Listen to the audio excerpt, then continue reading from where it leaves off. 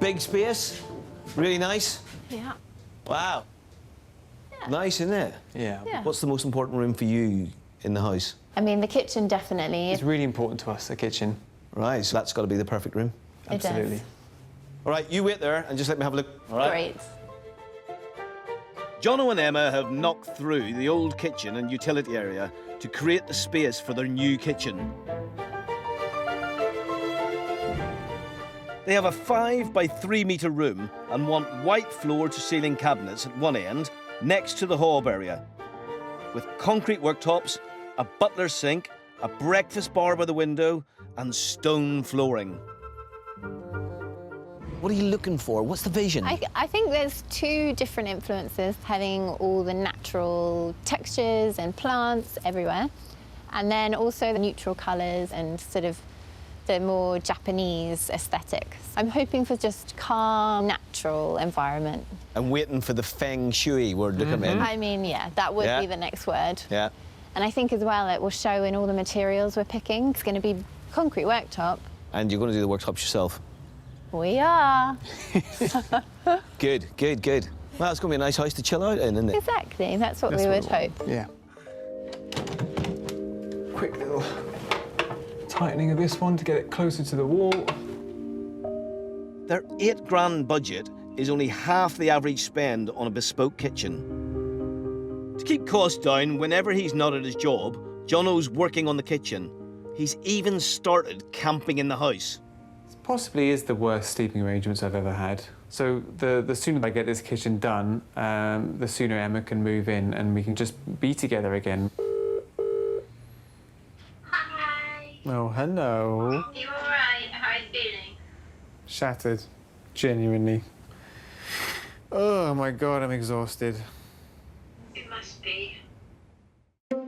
After another uncomfortable night, Jono starts to tackle the underfloor heating. But ever the perfectionist, he's found a problem that others might miss. That bit feels a little bit high to me. My builder's put a self-levelling screed down, which is a bit uneven, and I'm hoping I'll just try to take note of where the higher parts of the floor are and just thin the adhesive slightly. Being a perfectionist is a double-edged sword, really. You can get a very nice finish, which is very handy, but it also slows the work down a bit because you sort of overthink everything. It's only millimetres of a difference, but Jono applies a really thin layer of adhesive to level out the floor. Then comes the mat that the underfloor heating element fixes into. Time to get the first piece down. So, here we go. There are two main types of underfloor heating, water and electric. A bit more difficult, challenging this one because I've got to tuck it under these boards. The electric type is cheaper to buy, but more expensive to run. If we choose electric, we can install the matting and element ourselves, like Jono, but we need a qualified electrician to connect it all to the mains. If we go for the water type, we'll need a plumber to install everything. How's it going? It's going. With the matting down, Emma gets stuck in, helping to lay the electric heating element. Easy. Take your time. The laying of the matting was pretty straightforward. I've just been distracted all day by the level on the floor. It's not been ideal. I'm a bit apprehensive about laying the tiling now, but we'll see how it goes. Jono and Emma are being extremely ambitious in their bid to get a designer quality worktop for a fraction of the cost. They've made a 3-metre-long mould, but are sensibly using a ready-made mix from a specialist in Wales. Team Concrete, go! Go. Then they make the crucial final adjustments to ensure their mould is perfectly level. I'm just going to close the legs of the sawhorse together slightly. I'll be on bubble watch. There you go. How's that? Better. Ta-da! Perfect. Nobody touch anything. Yeah. It's now time for the first concrete pour. Not a graceful way of carrying things. This is a precision job and they need to strike a balance between speed so the mix doesn't start setting too soon and accuracy, so the concrete is perfectly even and level. They're very brave to take something like this on. That's enough. I think if anything, we've got too much in there. After 2 days, it's time for Jono and Emma to unveil the homemade concrete worktop. With a helping hand from friend Nick. Here we go. Ready? I've got to pull harder, remember? Yep. Oh. Wow. It's so smooth. Yeah. Whoa. It's so smooth, it's perfect. But for perfectionist Jono, their mirror-like finish is a bit too perfect. So they sand it back for a matte finish. Right, you've got your bit. It may be made of concrete, but the hole in the middle makes the worktop very vulnerable to snapping. So it has to be handled with care. Right, here we go, Nick. Yep. You okay? Yeah. Cardboard right up against the counter. Avoid that handle. Avoid that handle.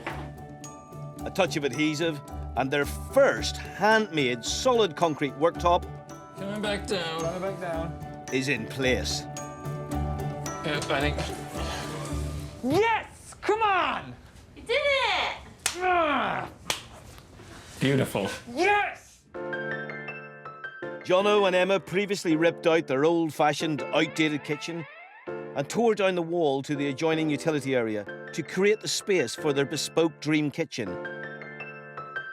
It was an empty shell when I first visited, with no flooring, cabinets, or appliances.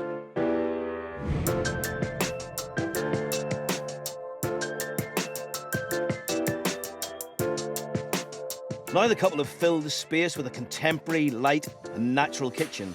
Their handcrafted concrete worktops run along both sides, balanced with natural materials, to achieve the look and calm feel they wanted. It's certainly a kitchen you want to move in for. Guys, it's beautiful. Like it? I absolutely love it, and I mean that. I mean it from my heart. It is absolutely beautiful. You have done such a good job on these, both of yous. Like it. Ooh, these are nice. Yeah. Yeah. Proper homemade, that. That's pretty amazing, isn't it? It's a highlight. Do you like it? Like it? I love it. I love it. Honestly, I'm not joking. This is such a cracking kitchen. Yeah. The worktops are beautiful. Everything, the handles on the cupboard, the draining board. I know just by looking at that draining board how much work went into that. I just love the concrete. It's nice. And it does bring a bit of softness. Isn't that weird that concrete brings a bit of softness? And it doesn't even feel like it's like a really cold alien surface to be in a kitchen. It's just lovely. Jono! You did a much better job than I thought you were going to do. How much did they actually cost you in the end? 1,000. Yeah, it was. Yeah. Yeah. £1,000. It doesn't even feel like a small kitchen, does it? No, Because and that the was colours. Space. that was part of our design as well. You know, we designed it to sort of try and feel as open as possible. Yeah, I think it's done the trick. Done the trick. It's cracking. Just the line of the black windows, beautifully framed in the reveals. Going across here, I love the little breakfast bar. Really simple little detail. I love the kitchen units. The floor is just brilliant. I really love the tiles. I'm all about texture, much to the perfectionist in Jono. The unevenness I actually really like. Yeah. And that they're all handmade and that each one is a different colour. It gives that kind of ripple. Am I seeing pink in here? Yeah, there's light pink tones and it's kind of pearly, like sort of iridescent. I resisted those tiles. Emma was really keen on getting them, and I kept saying no for a long time. But there was actually something really liberating about fitting those tiles because it didn't have to be perfect. I could just throw them up. Like, I've not done it. That's the fastest tiling job I've ever done. What you've done is bang on, because if the whole kitchen was perfectly engineered, Exactly. it'd be boring. And too it would. clinical. It'd be too clinical. You've brought this in with hues of pink and the differences in the levels of the tiles, and brought a bit of natural wood in here as well on the shelves. So has this delivered the feel that you were after? I think so. I love the clean lines and it feels very calm and relaxing and the colours all blend. No, I'm really happy. Even when it wasn't finished, it was starting to really feel like a great kitchen to be in. So, yeah, it's perfect. I look forward to sort of cooking lots of meals together in here. Guys, well done. It's brilliant. That's great to hear you say that. And it's really beautiful. Yay!